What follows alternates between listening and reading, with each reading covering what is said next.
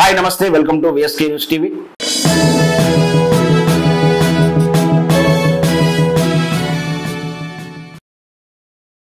మీరు సెలబ్రిటీలా, మీరు ఇన్ఫ్లుయెన్సర్లా? అయితే మీరు కూడా అరెస్ట్ అవుతారన్న విషయం మీకు తెలుసా? మీరు జాతకాలకు ప్రమోషన్ చేశారా? మీరు రంగురాళ్లకు ప్రమోషన్ చేశారా?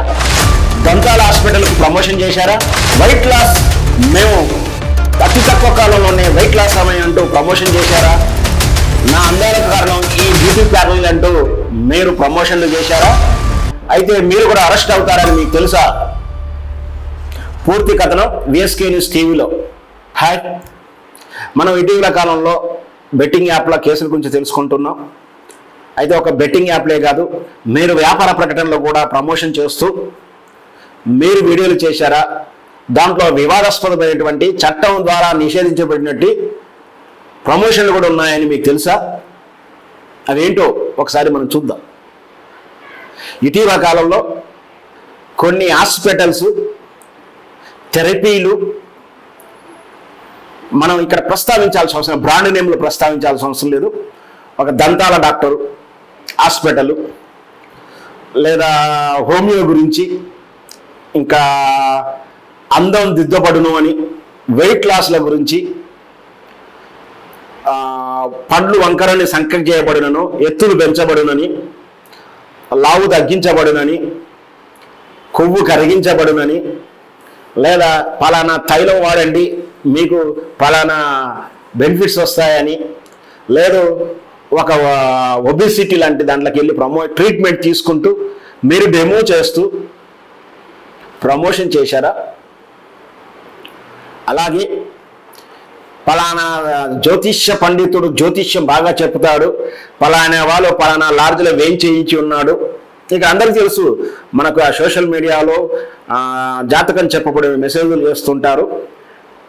అంటే ఇంకా దీంతో పాటు రంగురాళ్ళ విషయంలో, యంత్రాల విషయంలో మీరు ప్రమోషన్ చేస్తున్నారు కదా. మీకు ఉచితంగా వస్తుండవచ్చు ఆ సర్వీసులు. అంటే ఒక బ్యూటీ పార్లర్కి వెళ్తే మేకప్ అంతా ఫ్రీగా చేశారనుకుండొచ్చు, లేదా మీకు డబ్బులు ఇస్తుండొచ్చు. అంత మాత్రం మీరు ప్రమోషన్ చేశారా? దీంట్లో చట్టం ద్వారా నిషేధించేటువంటి సర్వీసులు ఉన్నాయి. అట్లాంటి వ్యాపార ప్రకటనలు మీరు చేస్తే ఖచ్చితంగా అరెస్ట్ అయ్యే ప్రమాదాలు ఉన్నాయి. ఏమిటంటే రెండు రకాలు. చట్టం ద్వారా నిషేధించబడినటువంటి వాటిని, చట్ట పరిధిలో నిషేధించబడినవి లేదా చట్టంలో అనుమతించని వ్యాపార ప్రకటనలు. రెండవది కన్జ్యూమర్ ఫోరం ద్వారా శిక్షించదగిన నేరాలు. ఇవి రెండు కూడా మీకు తలకు చుట్టుకునే అవకాశాలు ఉన్నాయి. ఇంకా క్లియర్గా చెప్పాలి అంటే, ముఖ్యంగా శాస్త్రీయత లేనటువంటి వైద్య చికిత్సలు, ఇంకా ఎనీ హాస్పిటల్స్ బ్రాండు లేదా ఎనీ మెడిసిన్ వ్యాపార ప్రకటనగా బ్రాండుని క్రియేట్ చేస్తూ వ్యాపార ప్రకటనలు ఇవ్వడానికి, బహిరంగ ప్రకటనలు ఇవ్వడానికి చట్టం ఒప్పుకోదు.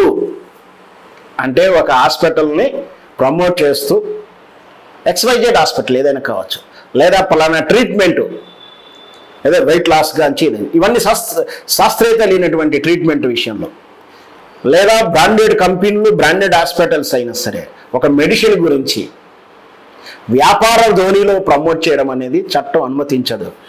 ఒకవేళ ఆల్రెడీ నాకు తెలుసు, ఈ మధ్యకాలంలో మంచి సినిమా నటులు, కామెడీ స్టార్లు, సైడ్ యాక్టర్లు, టీవీ యాంకర్లు, ఇన్ఫ్లుయెన్సర్లు అందరూ కూడా ప్రముఖ వైద్యశాల గురించి చాలా ప్రమోషన్ చేసి ఉన్నారు. నేను పేర్లు ప్రస్తావించదలుచుకోలేదు, బ్రాండ్ పేర్లు ప్రస్తావించదలుచుకోలేదు. అలాంటి హాస్పిటల్ అయినా సరే, ఒక మెడిసిన్ అయినా సరే, ఒక బ్యూటీ పార్లర్ అయినా సరే, ఇట్లాంటి ప్రోడక్ట్ అంతా కూడా చట్టం అనుమతించదు.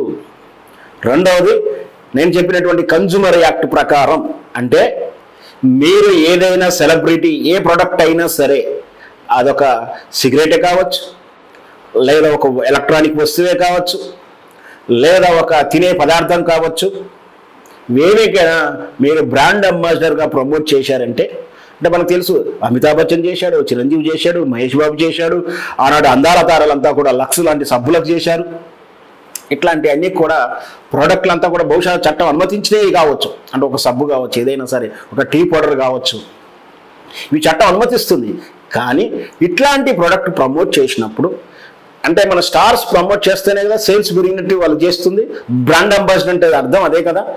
ఆ బ్రాండ్ ఆ వ్యక్తి యొక్క పేరు చెప్పితేనే ఆ ప్రోడక్ట్ అలా అభిమానులు కొంటారు లేదా నమ్ముతారు, ఇతర వినియోగదారులు అని చెప్పి అమ్ముతారు. సో అట్లా కొనుగోలు చేసినటువంటి వ్యక్తులు ఎవరైనా ఫలానా స్టార్ లేదా ఒక అమితాబ్ బచ్చన్ అని ఉదాహరణ తీసుకుందాం, లేదా ఒక చిరంజీవిని ఉదాహరణ తీసుకుందాం, వాళ్ళు ప్రమోట్ చేయడం వల్లనే ఈ వస్తువు ఈ ప్రోడక్ట్ని కొన్నాను, దాని ద్వారా నేను నష్టపోయాను, వాళ్ళు బాధ్యులు అవుతున్నారు, బాధ్యులు చెయ్యండి అంటూ కన్జ్యూమర్ కోర్టుకి వెళ్తే అతను చెప్పడం వల్ల ఇతను కొనడం వల్ల ఆ వస్తువు యొక్క నాణ్యత లోపంలో కానీ వాళ్ళు చెప్పిన ప్రామాణికమైనటువంటి సర్వీస్ ఇవ్వడంలో లోపం కానీ ఏదన్నా కూడా వినియోగదారులు నష్టపోయారు అంటే వినియోగదారుడు నష్టపోయిన ప్రోడక్ట్ కంపెనీ ఎంత బాధ్యులో దాన్ని అంబాసిడర్గా వ్యవహరించినటువంటి ఈ సెలబ్రిటీ కూడా బాధ్యులు అవుతారు. వారు కూడా నష్టపరిహారం చెల్లించాల్సి ఉంటుంది, లేదా శిక్ష దగ్గర నేరం అయితే దాంట్లో కూడా శిక్షలో భాగం అవుతుంది. అంచేత ఎవడు పడితే వాడు డబ్బులు ఇస్తున్నారని చెప్పేసి ఏది పడితే అది యాడ్స్ చేయకుండా, ఏది పడితే అది ప్రమోట్ చేయకుండా తస్మాత్ జాగ్రత్త సెలబ్రిటీలు.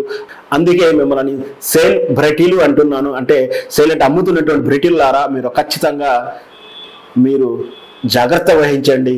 మీరు ప్రమోట్ చేసే వస్తువు యొక్క చట్టరీత్యా ఏమిటి, చట్ట పరిధులు ఎంతవరకు ఉందో ఆలోచించండి.